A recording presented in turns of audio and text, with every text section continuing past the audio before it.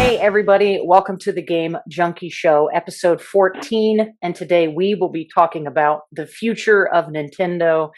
As you guys already know, Twitter is just ablaze with discussions on the Switch and the Steam Deck. And I am super excited to have these awesome gentlemen here with me today that are going to be discussing this. Please welcome Sydney. Hey, man. Nice to be here. Thanks for inviting me. Absolutely. Thanks for coming on. Boki. Yeah, hey. And the one and only Elegant. Hello there. So let's kind of jump right in. Sydney, I want to start with you. Nintendo is a hugely successful company. I mean, right? They're maybe at the top of the gaming industry and have been since the 80s. So what are your opinions on the introduction to the Steam Deck? Because I know you see some people saying it's going to kill the Switch. And what do you personally think about the dynamic that's happening and why? Yeah, I mean, I don't think. If you look back, it's easy to sort of romanticize Nintendo's history because it hasn't been a smooth ride for them all the way.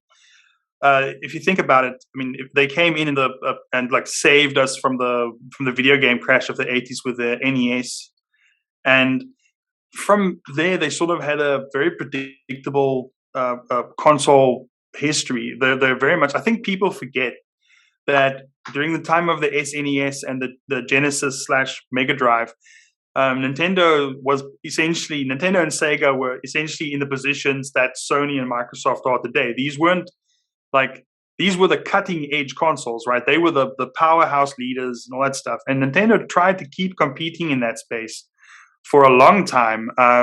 And then at some point they realized, and it was probably around the time the Wii came out, that they can't compete on power anymore.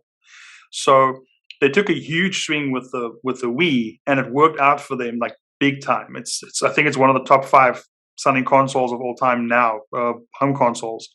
And then they took another swing with the Wii U, and that didn't work out for them.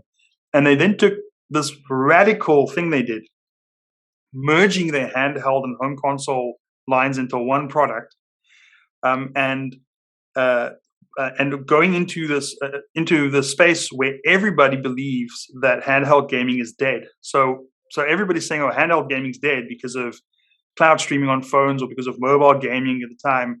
And Nintendo's like, "No, we're all in on this." So as a company, they've taken some huge risks and almost lost everything at some points. And then they've taken, and sometimes those huge risks have then turned them into a massive success. And we shouldn't be too short-sighted about that. So with Steam Deck, it's too narrow-minded, I think, to either say that Steam Deck is not a competing product or Steam Deck is a competing product. And the reason for that is, if you look at the core Nintendo fan base, the people who buy the consoles no matter what, the way I look at it is that the Wii U sales figures sort of represent those core fans, right? At least on the home console side. It's muddied a bit because the Switch also pulls in the former 3DS owners as well. But if we look at the who bought a Wii U, because the Wii U had such poor third-party support, it really was only people who wanted those first-party software, software titles. They wanted those games, and it sold very low numbers.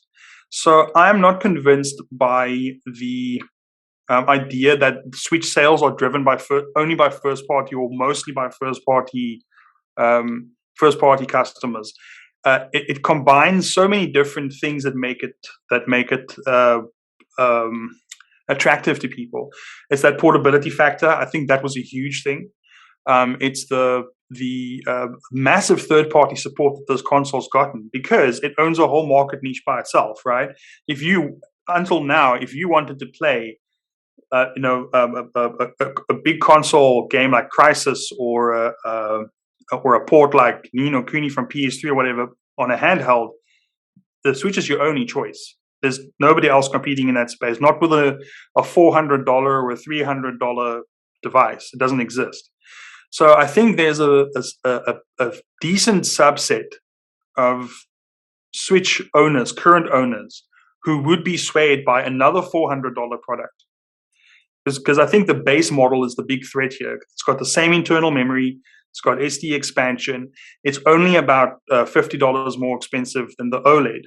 And if you factor in the existing software collections people have and the cheaper software, there's a lot there. And I think the big reason that the Steam Deck will fail to take any customers away from Nintendo, for those customers that don't care about the first-party titles, because obviously if you look at the Wii U sales, I think there are a lot of people who don't care. They're not going to buy a whole console just for Mario, just for Zelda. The big problem is going to be Valve. It's not Nintendo. Valve has to market this very good because Nintendo's marketing is fantastic. Valve has to make it simple enough as a product for people to use and to understand how it works, which I think is the biggest thing that they probably won't get right. If they need to make the user experience as good, they need to make the marketing as good, and they obviously also have to be able to produce enough units, which is another situation. But I don't think that if Valve gets all of those things right, the Steam Deck could be a major competitor to Switch. If they don't, which then it probably won't affect Nintendo too much. But when we get to talking about the future of Nintendo in a while, I'll add on to that because I think we're making some assumptions about Nintendo's next steps that might not be true.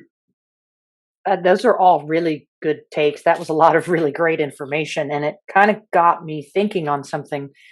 Elegant, I'd like to go to you on this one. I've always felt that the hardware in Nintendo was underpowered compared to other consoles in the gaming industry. And I like the way Sydney said it, is that Nintendo knew they couldn't compete on a power level. What are your thoughts there moving forward? What I mean, again, these are probably assumptions, but what do you think it looks like for Nintendo continuing to move forward if they know they can't compete with the power that you'll see from the Steam Deck and from consoles? I don't think it's going to mean anything really. The frustrating part about this is that it's Nintendo we're talking about. So, I mean, the logic or like the sensible thing here would say that or suggest that we are getting a Switch 2, right? Because they really just claim this market and they have such a heavy grip on it. So they might do that, and I suspect that a Switch 2 won't really compete in power either. The one thing that makes me think it could happen is because NVIDIA want to compete with AMD in this space. I assume they want to. But yeah, I don't know. I don't think Nintendo has like that draw to customers. What draws people in are their first-party games. And if they can merge that experience with their first-party games and their hardware, as they have done this generation, yeah, it's going to be another huge success for them. I don't think they have to compete with power at all. Am I a bit frustrated about the OLED model? Yes, but I also I kind of think people underestimate it because that OLED screen is a big deal. It's going to make a lot of games look a lot better, not in terms of resolution, but they're just going to pop and be much more detailed. So I think people underestimate that. And yeah, but when we're talking about the Switch Pro, I'm hearing people saying that it's not a big upgrade, but when I listen to the specs that people are expecting, I think it's a huge jump for Nintendo. Like I think we're expecting too much from them in terms of specs. So I think that could be more of what a Switch 2 could be, but with a new chipset and everything. So yeah, that was a long answer to a kind of short question, but yeah, no, it's beautiful. I absolutely don't think that they have to compete in power at all. Now, then that kind of makes me think, without improving specs initially, that's a bigger benefit on the handheld side versus the docking it and connecting it to the TV side. So again, a lot of these are assumptions. So does that mean really that the value in the niche consumer of the Switch really is based on the handheld portion rather than the docking portion? I think data suggests that most people do play handheld, or at least spend the most time playing handheld. I don't have the numbers in front of me, but I know EA has been talking about it, and they have been really upfront about that's why they didn't really port games, because they saw that people had other systems already that also owned a Switch, and they didn't see their games being played handheld really, which, I mean, it's kind of laughable to think at right now, but yeah, of course, that's their draw, is the handheld part of it, and I think that that's where the Steam Deck gets really interesting, because I think that a part of this audience, I think it's a small part of the audience, but it exists, are people who are on the Nintendo Switch for the handheld and the portability of it, rather than the first party games. And those people are clearly frustrated right now. And the Steam Deck is literally for that sort of audience.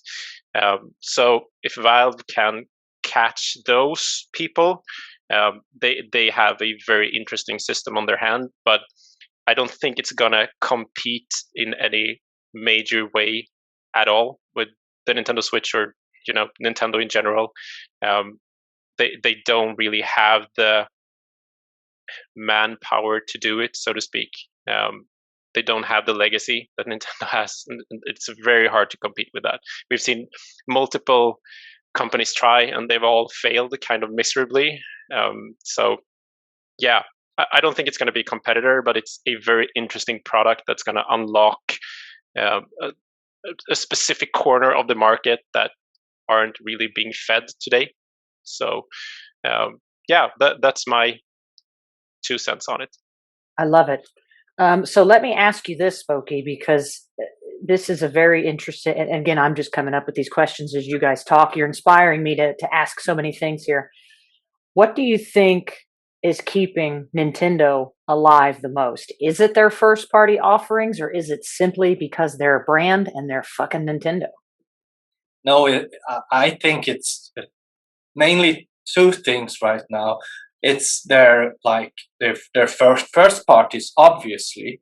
They have some of the best, most unique games, and like legacy games that are your grandma knows about them. They're so popular and big, and they are also quite accessible overall. So they reach a very large audience. Like during a time in the 90s, people called consoles Nintendo. Like it's adults like that weren't into gaming. Oh, it's that new Nintendo, but it was like a Sega. They already were very big, and they've been growing. So their brand is very strong, and their IPs are extremely strong. I don't think Nintendo is going anywhere. They haven't really. I don't think they have been this big before. They are like a giant when it comes to like mind share. But what I'm thinking about it like this, because the Steam Deck doesn't have any legacy. Like, what does Valve have? They have some big games or games that used to be big IPs, like Half-Life. Their latest was Half-Life, like in VR, and it didn't reach a big audience because of that. They seem a bit like these legacy titles aren't.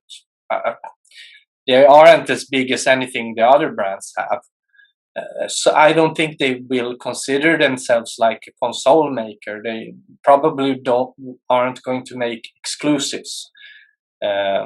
So the Steam Deck, it will be like a third-party machine, and it will live and die as a third-party machine, like a PC. So I don't think it's a question about if Nintendo will survive or anything like that. That's impossible to me. I can't see a world without Mario. But I think that I see like the competitive value in it, in the Steam Deck, more than others do. Because I actually think quite a big part of the crowd see their Switch more like maybe an indie or third-party machine that they have this great bonus of playing the like Switch games they like, the first parties, because some of us have been disappointed by Nintendo and their first party offering. Like, I know I haven't played a Nintendo first party in a very, very long time. To me personally, I don't think they have delivered that much. This Switch started out very, very strong, but it's like it's been dwindling down, and we get a lot of ports. I kind of feel and hope that maybe the Steam Deck, I don't know if it will succeed or not, but maybe they will take it seriously enough to reconsider some stuff. No, that's great takes. Great takes. I agree with you there. Nintendo first party has been kind of meh for a while with me. Even on the Switch is just kind of and I know, Boki, I know I didn't love Breath of the Wild. I know. I just didn't love it. So then let me ask you, Sydney, we'll circle back to you. Is Nintendo going to live and die by their first parties, their first party games? I mean, if we're talking about Switch's end of life, let's just be clear on that, right? Switch is approaching the end of its cycle. It's I don't know how much first party support there's still going to be for Switch going ahead. Nintendo has said that they don't have any plans for a new Switch model following the OLED, which you can interpret it different ways. Some people are interpreting it in a sort of a semi-cynical way. They go, oh, they're going to drop the Switch Pro and say, well, technically what we said was true because we weren't planning it or something like that. But I think at this point, the most likely next step for them is a generational successor to the Switch. So something that's probably going to be backwards compatible because Nintendo's got a very good record of being backwards compatible with the previous generation of machines. The Switch was really the first console to break that pattern because it's a hybrid console, so it's like a fresh start for them. And there would have been no way for them to give like physical media backwards compatibility for Wii U, and it doesn't make a lot of sense to have backwards compatibility with 3DS because it's not a dual screen system, so it's not entirely clear how that would have worked. But assuming that going ahead they still want to do backwards compatibility, and assuming that the new system is the same architecture so that it's easy to do backwards compatibility, and that's usually something that Nintendo have done. They've stuck with the same architecture over multiple generations, and so old games are code compatible with the new console. So they tend to have good backwards compatibility in that sense. If we see a Switch 2, that Switch 2 is now entering a market that is going to have competing devices that are competing on price. The Switch Deck, I might as well call it the Switch Deck, I guess, but the Steam Deck. The Steam Deck, I don't think it's the end of it, right? Kind of what's happened here is I don't believe Valve has got the hardware manufacturing capacity to serve the kind of 100 million console market anyway, right? They're not good. I don't think they can make as many of these. And it's what Valve is trying to do, in my opinion, is to create a template for a new hardware platform, right? Because we've had handheld PCs for a long time. Companies like GPD have been doing really good work here, but none of them have been anywhere in the same universe as $400. So what they've done is they have shown us it's possible to make a machine of roughly PlayStation 4, actually a bit better on the CPU side, but on paper, roughly sort of PlayStation 4-ish generation. make something like that in a handheld form factor for $400. Once you have shown that that's possible and it's an open platform, then I expect we're going to start seeing other devices based on the same template. So that they're going to be SteamOS systems, they're going to be mimic the controller style. That's all pie in the sky, right? Because we don't know how people will react to these when they're out in the wild. When reviews are out, people actually start playing with them. But under the assumption that the Steam Deck is a good system and that it works well, and it works well for all sorts of PC games, you've now basically created a new hardware category, the same way they did with Ultrabooks, the same way they did with various types of computer designs. And once other people start coming in, you're going to see stuff that's more expensive but better, that's less expensive and maybe the same or a little worse, but it all runs the same software. And Valve doesn't care who's selling the hardware, because no one's making a profit on that hardware. They care about getting Steam into as many places as possible, right? Their goals are different. Nintendo only sells its software on one platform, so sales of the hardware platform are tied to the success of the software sales. If you don't have an install base, nobody buys the games.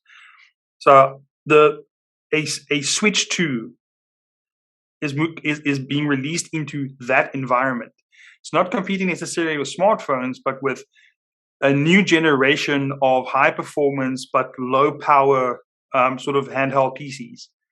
That's what I see happening if it turns out to be a good device, because it could turn out that this Steam Deck has got half an hour of battery life.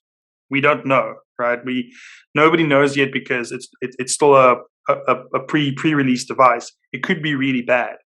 But if it's good and other people are free to copy it and to make cheaper or more expensive versions of it, or to iterate on the chip, that's different. That's a different market. Until now, the Switch has been in competition with nobody. It carved out a niche that nobody else. It's not in competition with PS5. It's not in competition with Xbox Series X, and it wasn't in competition with PC. It was a unique niche, and that might be eroded somewhat. And we're also assuming, this is the thing I was talking about, we are assuming that the next console from Nintendo is going to be this hybrid handheld thing. We don't know if that's true or not, because they haven't, since the Wii, and even since they haven't really stuck with the same gimmick. I mean, the Wii U wasn't, again, a motion control sort of system like the Wii U was. It was a completely different sort of thing they were trying. And the Switch, again, was a huge divergence from the Wii U. So I don't think we should fall into the trap of assuming that the next home console from Nintendo is going to be a Switch. It could be something completely different. They could go back to traditional home consoles. I think it's unlikely, but it could happen, right? So and whatever they're coming up with, it must have been in development for a while now, right? It's not. I don't think they're going to start development now for the successor to the Switch. So will they live and die on their first parties? It all depends on what that hardware platform is, because the hardware platform is Nintendo's first party install base. It sets the limit on how many copies of Zelda they can sell. And that's not true for PC-based systems. So yeah, I don't want to ramble too much about that, but I'm just saying that the future is not the world of the Switch 2 is a different world from the one that the first Switch released into. So that makes sense, and that's a good perspective. Assuming it's the Switch 2, but I see why you're using that terminology, because we really don't know. Yeah. So then, Elegant, I have a question for you. You hear this has spawned a few questions. Nintendo has always sold hardware at a profit, which is very unlike a lot of the console markets. Do you think that that's a strategy that would change for them? And if it did, do you think it would allow them to improve their specs and improve their hardware? Yeah, I was actually thinking about that the other day. So it's a great question. It's a tough one to answer, because the landscape of like their leadership is very different now. And we have seen signs that there are some groups of investors making moves. And maybe they do have that kind of mindset that we gotta compete more with the specs and might take a little bit of a hit on each device we're selling. So it's not impossible. I'm not. Yeah, I don't think they are gonna do that necessarily. And if they do it, it's gonna be very minor. It's kind of in their DNA to not make this high-powered system that you lose money on. They're here to compete with price, and that goes both for like manufacturing costs and shipping costs and whatever. So no, I don't think they will do that, but I can't rule that out because, as Sydney pointed out, we don't even know if it's a Switch 2 that's coming. If we're thinking about it logically, yeah, it should be a Switch 2, given that maybe also have some support for this for this device that exists right now, because they have such a huge install base here, so that they basically do it as the phone manufacturers does it, like how Apple does it, or how Samsung are doing it with their models, with their transitioning. But yeah, we don't even know that. They might have something completely different in mind, so it's a tough question to answer. But yeah, no, I don't think that they're gonna take a hit like, say, Xbox is doing, because we know that they are losing a ton of money on each system they're selling. So yeah, that's my answer. It might change tomorrow, but right now I can't really see that happening, because they have such a long track record of just being very adamant at not losing money on the hardware they're selling. Yeah, I mean, why fix what isn't broken? And something I didn't even think about, which happens all the time on the show, that Sydney brought up, is if they don't change their model, people are probably still going to buy their systems, and it will be accessible in terms of numbers, and those first party games will continue to be profitable. So that's really cool. Boki, let me ask you this, because I have a feeling this is something you'd want to talk about. If Nintendo were to do a significant improvement in hardware and specs, what would that look like for the developers, especially third-party developers, because they have limitations not only with the hardware, but they have limitations with size due to cartridges. So what are your thoughts on that? One thing I was thinking about, like, we can't know what Nintendo is gonna do, but if they are going to like do the not do the loss leader approach and just keep like the Switch specs, they aren't the greatest. And what we have noticed is that third-party developers are struggling to make ports for the Switch, especially the further into a generation we get. So let's say Nintendo chooses to not upgrade their specs significantly. What I predict will happen is that the gap will be too big between like PS6 and whatever a Switch has got up their sleeve, that they are losing third-party support. And one way I can see them continue is embracing cloud, like embracing the things they've already done. They haven't really commented on it, but they have done like cloud native third-party games, like Control and Hitman 3 and the latest A Plague's Tale. And I can see this like a continued thing, and maybe that's their way to make third-party developers like an easier way to port their games to the system. But then the problem is, like, do these games sell? Do people actually buy like cloud native games on the Nintendo Switch? I don't know, is Control selling on the Nintendo Switch? Is it really attractive for third-party developers to put cloud-native games on the Switch. And when it comes to the first parties, though, that's what's most interesting to me. Because when I was playing like the new Mario game, the Bowser's Fury, which is like a standalone bonus game you get with the Super Mario 3D World port, it was an amazing game. And it's like an open world Mario game. And that idea, like the sky is the limit, but the hardware is also the limit. And it was noticeable as I was playing this game. I think that if the developers making it had better hardware, they could do even more creative things with it. Like I'm just thinking, like Rift Apart didn't do that much with the Rift mechanic, instant loading when it comes to levels and stuff. But I can see a Nintendo developer like being crazy with that prospect, and actually making platforming sections that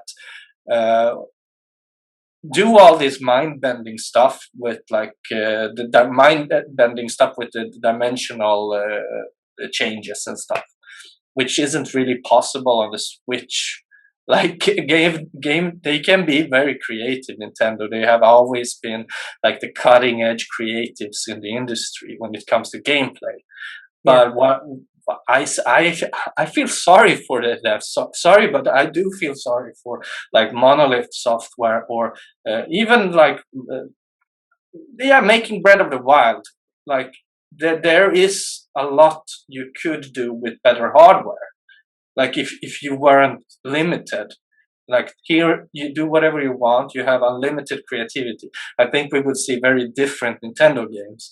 So that's like my idea. I hope Nintendo starts competing in that space. I hope personally that they do that, because I would get probably more interesting Nintendo games. So it's a bit egoistic, but that's what I want to see. So then let me ask, I want to ask every single person the same question, and I'm going to start with Sydney here. What is it that you want to see? You personally, what do you want to see from Nintendo? Whether it's what you want for a future console or a handheld or an idea, what is it you want to see from Nintendo? Well, I mean, to give some background on my history with Nintendo's, I've actually never been interested in any of their home consoles. Right? I personally am very into handheld gaming. Right? One of the reasons for that is I guess it's a lifestyle, but there's something very appealing. I mean, that's why the PSP was so appealing and the PS Vita was so appealing. This idea that I could like take a portable PlayStation 2 or something with me instead of having to be like stuck in front of a TV in my room playing it. So what I would want is if they split back into home consoles and have a handheld on the side, then I would buy the handheld and not care about their new home console. If they kept a hybrid system, I would definitely be a customer, because even though I mainly care about third party games, there are some, like Fire Emblem, for example. I'm a huge Fire Emblem fan, and so I would buy a Switch 2 just for Fire Emblem if that was the only place I could play it. But if there was a price competitive handheld system on the market that I could play the same third party games on, then I would probably buy that and then get my money back through cheaper software sales, or only having to buy. Like, if we're talking about Steam Deck briefly again, the idea that you can purchase a game once and then play it on your PC and on the Steam Deck, right? That adds up quickly, because I mean, I rebought Diablo 3 on my Switch for $60 or whatever it was at the time. Rebought Skyrim for like similar money to that. 2 or 3 games in, you're already like a a good way into making up the hardware costs that you're paying for, and then add to that those games are like way cheaper on the PC side. If I would be the type of customer to still buy Nintendo's hardware, which I guess then in that case they hopefully are making a profit on it, and then really only buying the games that are only available on that platform, because another platform would be offering me a better deal in terms of third-party support. And then you're getting back into that Wii U situation, which is what happened there, is that people bought them for the first-party games and it had poor third-party support. And for similar reasons, because the CPU on the Wii U was so weak, that third-party ports from PlayStation 3 and Xbox 360 became a huge pain in the butt. PS4 and Xbox One ports became infeasible, essentially. And so no third-party developers put games on the platform. And then why would anybody buy it unless they cared about the software that was on there? So what I want from Nintendo is, in a Switch 2, is something that offers a certain minimum quality experience that we expect. And for me, that's make it powerful enough. It doesn't have to be as powerful as possible. Just make it powerful enough so that the titles will play at the native resolution of the built-in screen. That's something I've always sort of disliked about certain handhelds, Vita included, is that the panel is a 720p panel or a 576p panel, but none of the games run at that resolution. It's a fixed hardware platform. You know what resolution it is. And that's not such a big deal for me when going from, say, 1440p to 4K, but going from 720 all the way down to 480, 360 or something like that, that's harsh. There are like lower limits where you're starting to look at like a tile mosaic instead of a picture. You can't even make out what you're looking at. That is something that hits the sort of native panel resolution, 720p, 1080p. Forget about 4K, we don't care. And then something that respects that, I think we've moved on, and 60 frames per second is the working minimum for games these days. And what you have to remember is when Switch came out, the Tegra chip that it's based on was already 2 to 3 years old, right? So if we keep that buffer, then just adding 3 or 4 years of development onto that, even if it's still behind when it launches, that should be possible. And actually, it kind of was possible already with the Switch, but they just never clocked the Switch all the way to what the hardware was designed for. They couldn't figure out how to get it cool enough. They couldn't figure out how to get the battery drain low enough. So we've been playing on Switches with hardware that's sort of running at half capacity, and that was done with respect to thermals and with respect to battery life. And if all they could do was just make a sort of next generation version of that same maximum hardware level, I think people would already be pretty happy. And companies like Apple are doing it, right? Apple have managed to double and triple and quadruple the performance of their devices and give them exactly the same battery life each generation. iPad today gives you 10 hours of battery life. The first iPad gave you 10 hours of battery life. But in terms of performance, it's something like 10 or 15 times or whatever more powerful, right? So that's the kind of thing we're looking at, or that I'd like to see, is just give us the quality of life improvements that people want. I don't think people care too much about it looking as good as Ratchet and Clank Rift Apart in a handheld. I mean, the realistic expectations, you're running off battery power. It's already kind of amazing that I can play Crysis on my Switch, right? A game that I built an entire expensive computer for when it came out, and now it's just sort of like a mobile app, right? And who cares about? It's not like, can it run Crysis? Yeah, well, the Switch can run Crysis. It's crazy. So it's an impressive machine, but it's within reach, and I don't even think they have to take a loss on it, because then I think somebody would go, this is the end of my ramble on this. If that were the case, if they made certain minimum efforts with a successor for handheld play, somebody would go, I'm not really going to buy another $400 console to play third-party games because this runs it good enough. It's good enough. If they go, I can double the frame rate or run it at like obviously much better detail settings and for spending another $400, then more people will be swayed, in my opinion.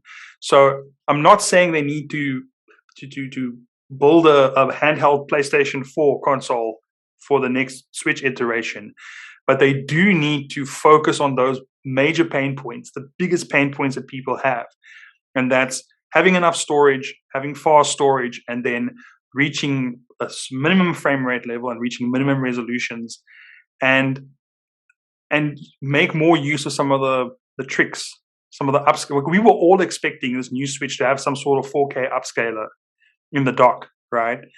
And it wasn't a crazy expectation because you can buy third-party products like that and they work great. So why wouldn't Nintendo do that? And when you were talking earlier about the cloud stuff, maybe that's why they put an Ethernet port in the OLED Switch, right?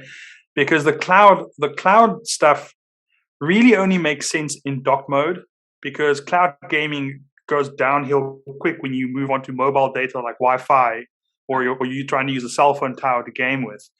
So if that's a big part of their strategy, it makes sense to build Ethernet into the thing. I might be like overreaching there, but I don't think now so. when you That's a mentioned it, I was good point. like, maybe that's why there's Ethernet on the OLED Switch, because that's what you're going to play cloud games through. But cloud games are a bad strategy for Nintendo because they keep costing Nintendo money. Nobody ever talks about this aspect of cloud gaming, right? The cloud game isn't free to run in the cloud. It costs money. If you pay for the game once, and Nintendo is paying for that infrastructure, so the longer you play that cloud game, the less profitable it becomes for them, because you pay them a one-off fee for something like Control. I don't think there's a subscription aspect to it. As far as I know, it's like you buy it once and then you can play it in the cloud. For them, it's not a great strategy, because if you're Microsoft or Amazon or something, you already have cloud data centers that are always being 100% used because you use them for other purposes as well. If you're Nintendo, the only thing you do is video games. That's so either they're renting cloud infrastructure from a third party who's putting a markup on it, or they are investing in their own cloud stuff. And that keeps chipping away at their money. It's electricity, it's hardware, it's maintenance, it's all those kind of stuff.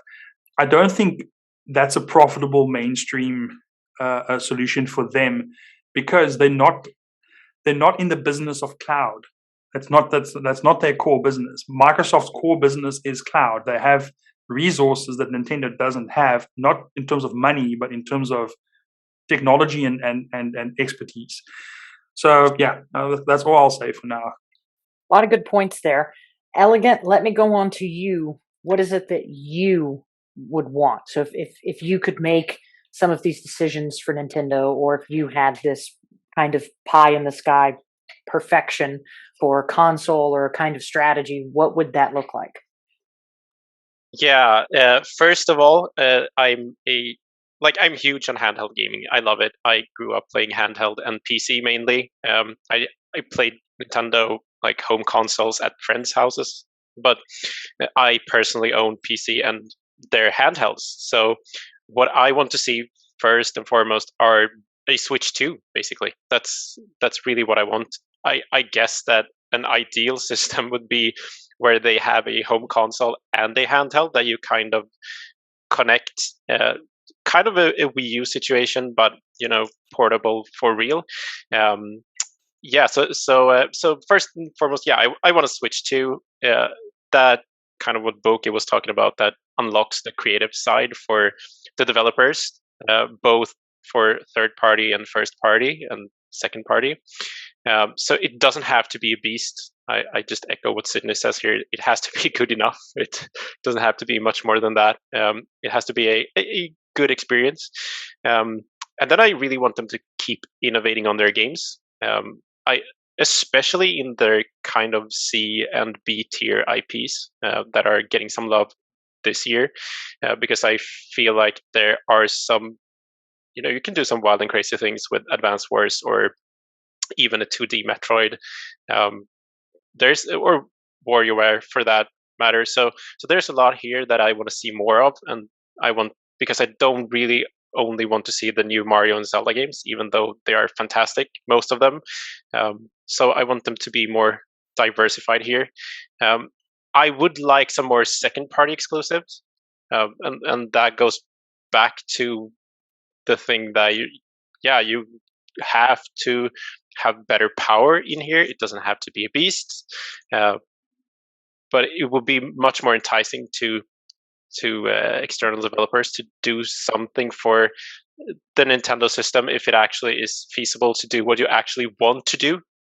And then I want like basic quality of life stuff, like better connection for multiplayer and Bluetooth, which is it's insane that it's not on there and you have to buy dongle and whatnot. It's crazy, and voice chat support, something like that. It doesn't have to be wild and crazy.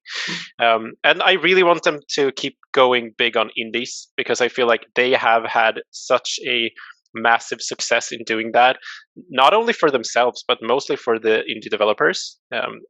Look at Hades. They've been on the top list on the Nintendo Switch eShop for months. It's crazy how popular that game is on the Switch, and I think it's perfect for that. And I hope they keep supporting that and keep bolstering the indie developers, because I feel like Nintendo has played a major part in getting them a place where they can really shine.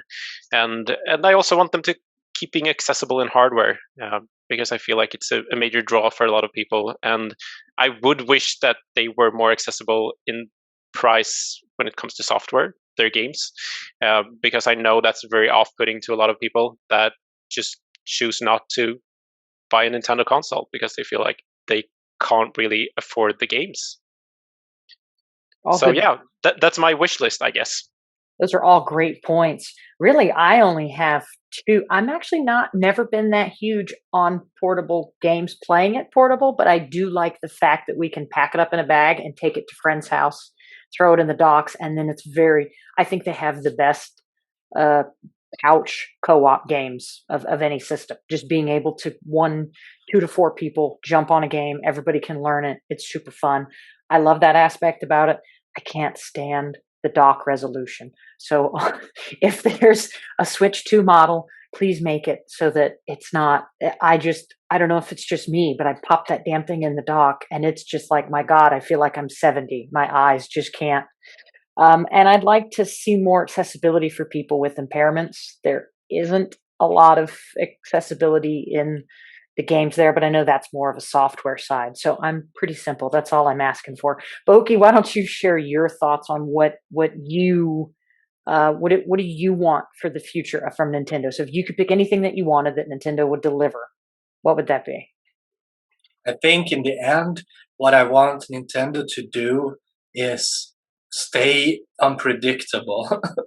Like if both Sony and Xbox are kind of predictable, I could see this Game Pass idea become reality like way earlier than most people. Like when they started with the Sea of Thieves beta, it was quite predictable. I was like, yeah, I understand what they will do. In 3 years, we will have this, and this will be their main draw. And with Sony, you know what they are gonna do. The only thing with Sony is like, are they gonna take more risks, or are they gonna stay safe, or things like that. But with Nintendo, you kind of don't know what they're gonna do, and that's what keeps them exciting. It's like their games; you don't know how the next Zelda will be, because the games has changed so much through.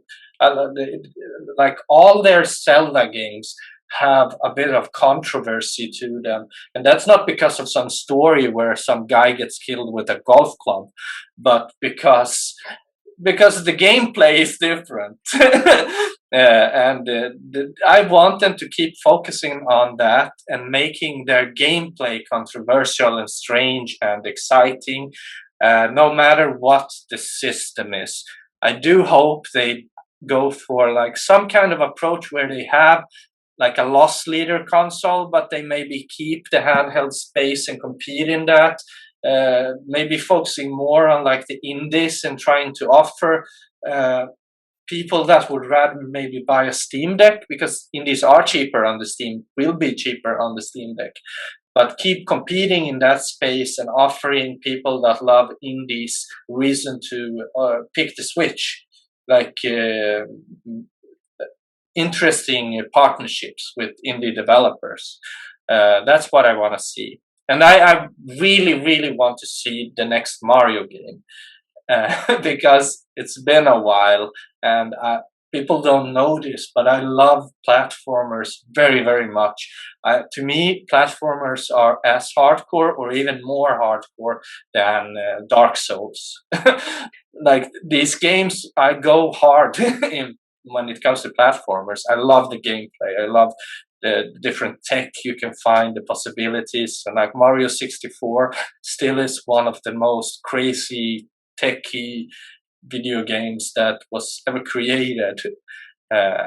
So I'm very much looking forward to what to do with the new Mario.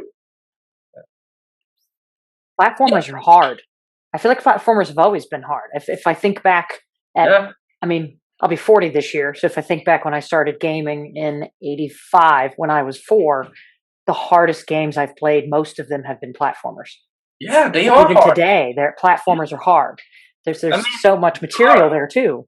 They are. Like Mario 64 is actually a very hard game, but you learn this skill set when you were a child. You started learning this skill set, and then when that game came out, you had some of it and had to relearn it in 3D space. And even as kids, we were quite skillful. So we could beat those games, but they have a really high skill ceiling too, because you can like speed run in them, and there's a lot of stuff you can learn that are crazy techniques that are competing with fighting games when it comes to like really hard execution, and that's why I love them so much. And the latest Mario, like the Bowser's Fury, that was so crazy. It's an amazing game.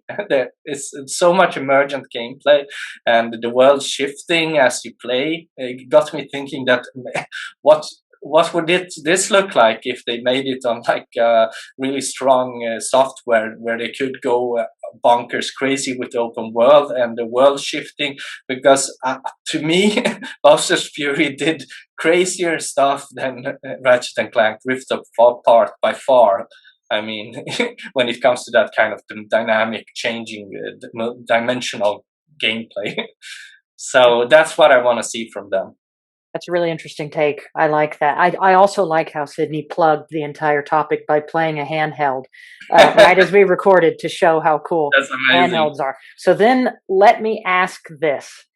If Nintendo doesn't really change anything at all, if all the stuff we've been speculating doesn't happen, and they just kind of sit where they are with stuff that's good enough, with really good first-party exclusives, will they continue to really sell well? Will they continue to be a powerhouse and sell the shit out of consoles and be massively profitable?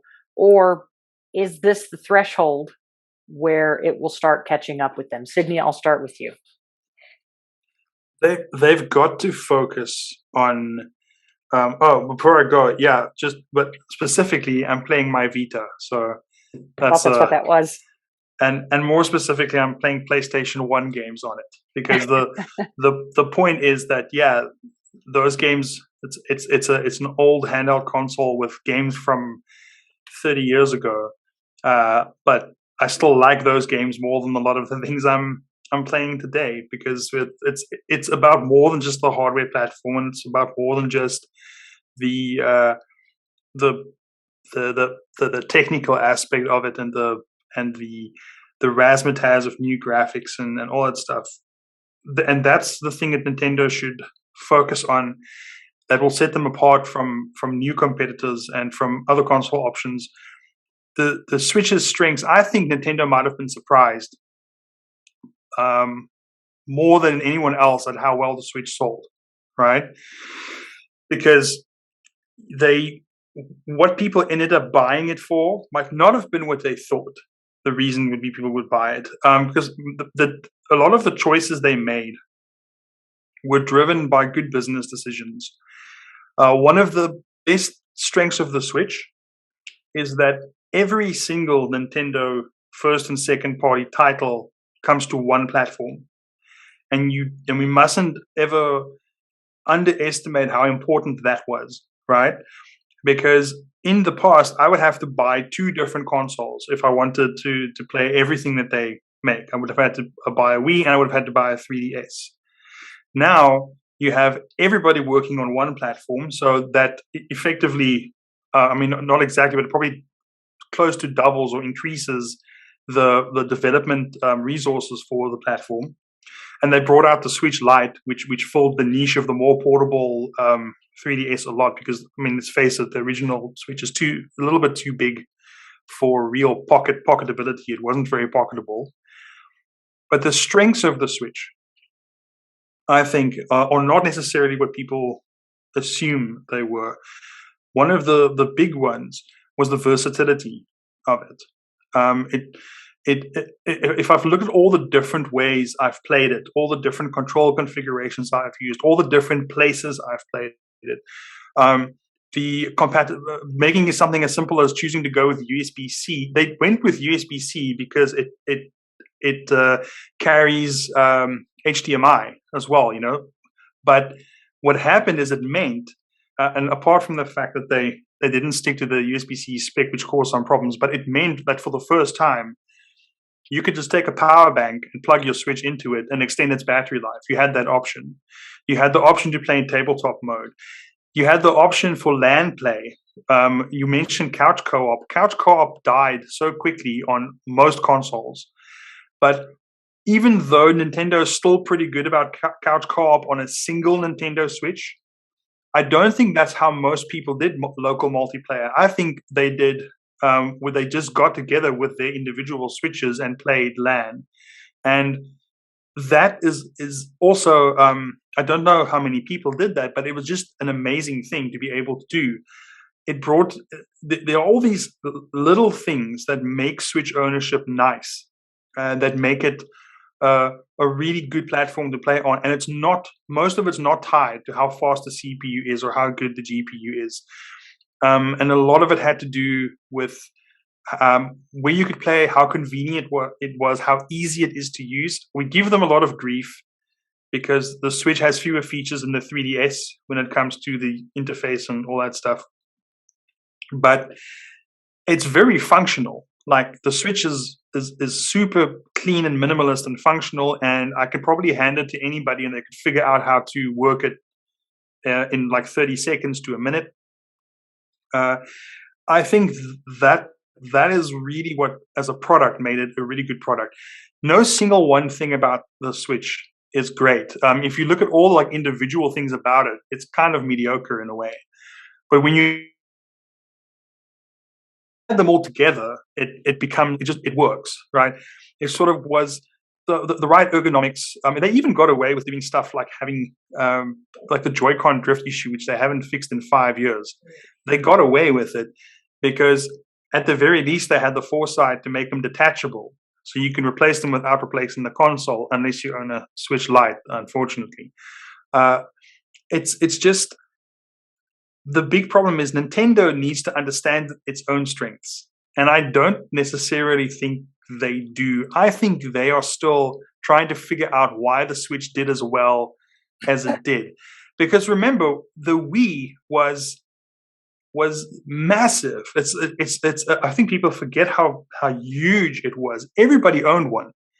I could not visit a person's house and there would be like a Wii there. And they maybe didn't own a lot of games for it. They might have only owned Wii Sports or one or two titles, but that hardware was in every single house. And Nintendo didn't expect that. They didn't have, for the company that invented quality control on games that get released on their systems with the NES and the SNES, they completely forgot about how to keep shovelware off their stores with the Wii, right? They didn't understand what made the Wii sell so much. Oh, excuse me. And that showed with the Wii U, because the Wii U was designed by somebody that didn't understand what made the first Wii so popular. And I'm worried that whoever designs the next Switch won't really understand what it is that made that Switch shift so many units. And the release of the OLED model kind of makes that worry more explicit for me, because they had some low-hanging fruit that they just didn't address. Yeah, man, those are great points. You guys I don't even feel the need to talk very much this episode. Like, you guys are just bringing up such great points, and I love it. Elegant, I'm going to go on to you with the same question. So if all the stuff we talked about prior never happens, Nintendo doesn't change anything, they just rely on good enough and the first party games they have now, what happens? Can Nintendo continue to just be Nintendo and sell, or are we going to get to a threshold where they're not keeping up anymore and it's a problem?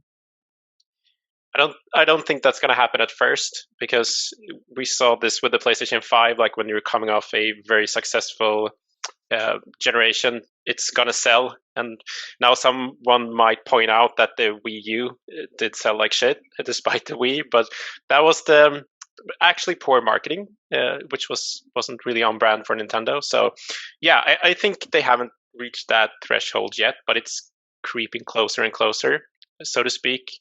Of course they're always going to be somewhat successful, because we grew up with them, and now our kids and essentially their kids and etc. will always, like, they will keep carrying the legacy of Nintendo, basically.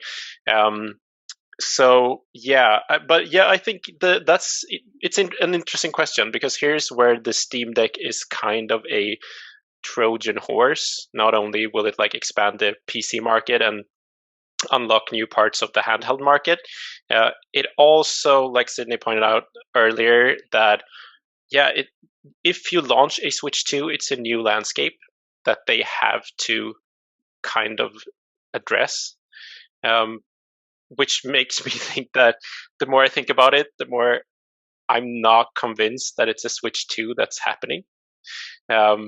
Just because, maybe they didn't know the strength of the Switch, or it actually became so big that now that everyone else wants a piece of the market, because I assume that more developers or like hardware manufacturers want to get in on this.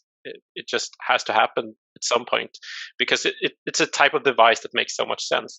That's might be the very thing that makes them opt out of it. And yeah, I don't know. I think they haven't reached a threshold, but it's getting closer.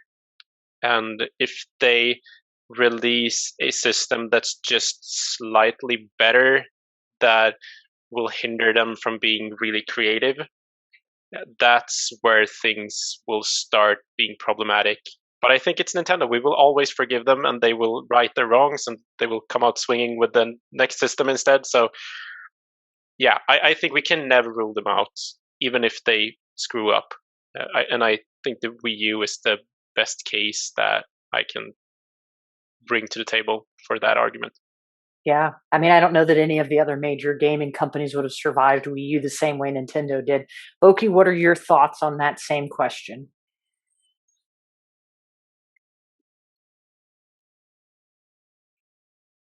Yeah, I it's so hard to say, but I think that like Sydney said, do Nintendo know this? Does Nintendo know that they are closing in on a threshold, or are they blinded by the success?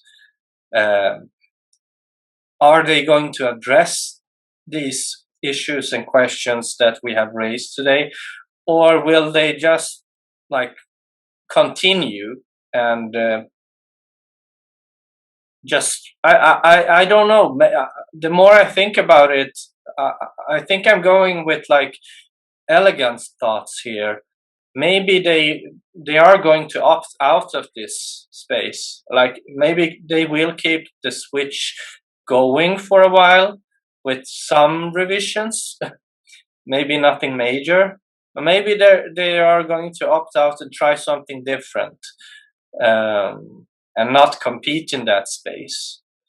It's hard to tell. As I said before, they are very unpredictable. I hope that they realize that it will be harder for them to be in that space and be the leader comfortably, and maybe consider doing something different, like a home console, and focus on their games for once, just the games and the quality of their games. Now, let me ask this. I think this will probably be the last question, and then we'll kind of wrap up with some final thoughts and stuff. Can I just chime in there real quick? Because yeah, go ahead, of course. Yeah, thanks. I think that Boki is, he's on track here. I think Nintendo are not at a threshold, so to speak, but I think they're at a crossroad with some of their user base. It's not a big one. It's absolutely a minority yet. And I think I want to put the emphasis on that yet, because that minority is going to grow if they don't act on this. So that's kind of what I was trying to say, I guess. They will at some point, and we know that the gaming Twitter is a very small portion of the gaming audience at large, but we're seeing people already they're tired of this. They are probably in it more for the handheld and the portability than they are for the first party games, or maybe it's a bit of both. But they're tech savvy enough that they feel like, this isn't a good user experience anymore, and they are at a crossroad with those players. And I think that's where things can start hurting once that part of the player base grows bigger, because it always does. So that's basically the threat as I see right now. I don't think it's a huge threat. It's not something that they are, making them sleepless in any way, but they have to at least consider it, because if they don't, then they absolutely won't find this sort of success again. That absolutely makes sense. And my first games were played on the Atari 2600, and I just feel like Nintendo came along and innovated the marketing. The original Nintendo was essentially a toy, but they marketed it entirely different. It was an entertainment system. It wasn't a toy. They sold toys to adults through clever marketing. Nintendo was always marketed really well.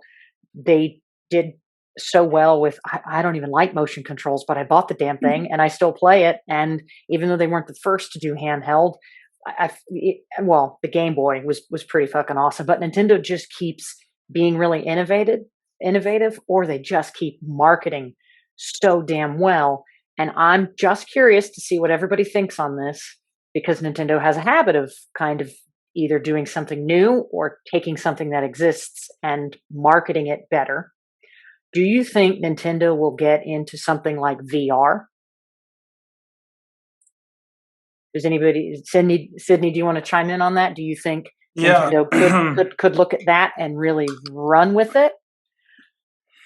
I think the probability is low. The best mainstream approach to VR is probably like Quest, which is a self-contained device. You buy it like a console. You pay $300 and then you buy your games for it. You don't need anything else. So if they're going to go into VR, it poses several issues. It poses a performance basement that they have to reach, which I don't think they necessarily want to aim for. And then the idea of, do we sell it as an attachment? I mean, they experimented with some rudimentary VR with Switch with Labo, that little cardboard Labo VR kind of thing going on. So obviously people at Nintendo are thinking about VR, but I don't think the time is right. And in the console space, Sony has got that market sewn up. And in the PC space and in the standalone VR space, Oculus has got that sewn up at this point. It's a small market, and it would be a hostile market for them to come into at this point. What I would say is Steam Deck might be showing Nintendo something that they were already thinking about, weren't ready to experiment with, just bear in mind the Steam Deck has got the same basic architecture as PlayStation 5 and Xbox Series X and S. It's the same GPU generation and same CPU generation as those devices. The main difference is it's got less silicon, fewer cores, it runs at a slower speed, and it's tuned more for power consumption than for performance. But that brings up an interesting possibility, right? Assuming that something like Steam Deck has acceptable battery life and acceptable performance as a handheld, Nintendo could go back to doing two consoles, but running exactly the same architecture inside them. They might choose to fall in with the rest of the console guys and go for a similar architecture where you have a x86 APU in the home console and you have a cut down version of that same APU in the handheld version, and then people buy the one they want or they buy both and they're able to port the same software over to both. That's a possibility. And we're seeing this sort of unification in consoles now for 2 generations except for Nintendo. Sony and Microsoft have just gone, we're not going to develop our own CPUs and GPUs anymore. We don't have to. There are other companies that do a better job than that, and that's the cheapest way for them to do it, and it makes it easy to port games between the different platforms. And so I think that could be a way forward for them, and it could solve both problems. And considering the state of Switch emulation on x86 hardware, they could probably do their own backwards compatibility pretty well. So I don't think it's what they're going to do, but it's possible, right? You build, instead of having a hybrid console. The reason I say that is I think the people who were most disappointed with the Switch were the home console fan base for Nintendo, because they're the ones least happy with the compromises. Those of us who are handheld Nintendo fans, for us, it's like, I always tell people, this is the perspective, right?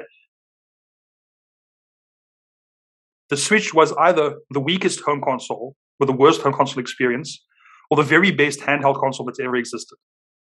And that's kind of the situation. And it's the best handheld ever. So I could never be unhappy with my Switch because it is the most cutting edge and powerful handheld in existence for most of its life.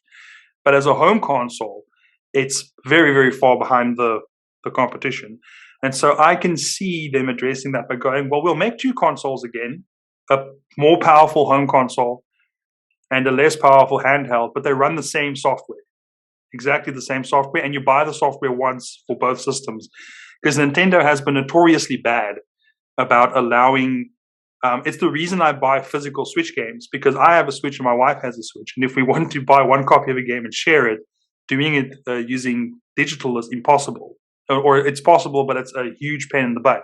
Whereas if I just buy a game in a cartridge, I take the cartridge out of my Switch, I hand it over to her, and we've shared the game. So that's actually the other thing we should have added is that Nintendo really, really, really has to address its digital quality of life issues. I think that is going to puts more people off. Slow download performance, bad interfaces, unreliable websites. I mean, while I had my Switch, I was unable to buy any games for 3 months because of a credit card glitch on their website. Took 3 months for them to fix that. 3 months of lost software sales, and not just for me; it was the whole EU, big parts of the EU region, and so on. And also, more recently, I was unable to download any games for weeks because of a bug in the firmware. So those sorts of issues are really the kind of thing that's going to make them less popular, or they need to fix that. And even like the thing with Bluetooth audio on the console, it's ridiculous that I can use Bluetooth headphones with my Vita, and then put my Vita down, and then I have to take a cable out of my bag and plug it into my headphones to be able to use it with my Switch. Some of these are just such strange. It's especially strange because there's a Bluetooth chip in the Switch, right? It's right there, but you have to go buy a second Bluetooth chip and plug it in. So yeah, that's what I'll say. There's like there are a couple of interesting ways forward for them, but what they come up with might be just VR. However, I would be super. I think after Virtual Boy, there might even be like a company-wide blood pact never to touch like mainline VR. I don't know. Because, I mean, I know Virtual Boy wasn't really VR, but it was marketed as VR. I don't know. And if you look at what Sony's doing, Sony is the best case VR, and it's about 1 out of every 100 PS4 owners are also a PSVR owner, which isn't bad considering that there's 150 million PS4s sold. So it's actually a lot of VR units. But as a percentage of the market, it's like 1% of PS4s have PSVR with them. And we have to wait for PS5 to see if that's going to do well. And I cannot see Nintendo coming into this and going, we're going to do VR and we're going to commit first-party development resources to it. And again, for an experience that a lot of people who have never tried VR don't even want to. So, no. I think handheld is most likely, or they'll go back to the split handheld home console, and maybe they'll find a way to unify the software base. Because I really expected Nintendo to bring out their sort of take on the PlayStation TV. You know, when they took a Vita and they took out the screen, and they made a little set-top box that you connected to your TV, and you could play Vita games on your TV, you could play PS1 games and remote play. I really thought that at some point they'll bring out the Switch Lite, which doesn't have the TV connection, and then they'll bring out like a Switch box or something that has no screen or nothing. It's just a home console version, and then they crank the GPU and the CPU up to the maximum amount, and then just put a big enough fan in there to keep it cool. And that would have solved the people who are 100% docked players would have gone and bought that console. They would have done it, and that console would have run at 1080p, and it might have run at higher frame rates. But they didn't do it, and I really don't understand why, because they did the Switch Lite, which is one half of that equation, a Switch that doesn't switch. So why not do another Switch that doesn't switch and fixes all the performance issues that they had? And they could have done it. They could have had a dedicated handheld and a dedicated home console that run the same software, but the dedicated home console does it at better resolutions and better detail settings and whatnot. The Switch that doesn't switch. I like it. I actually have an Oculus Quest. I love it. I don't think Nintendo's going to touch VR either, but it got me thinking, who knows?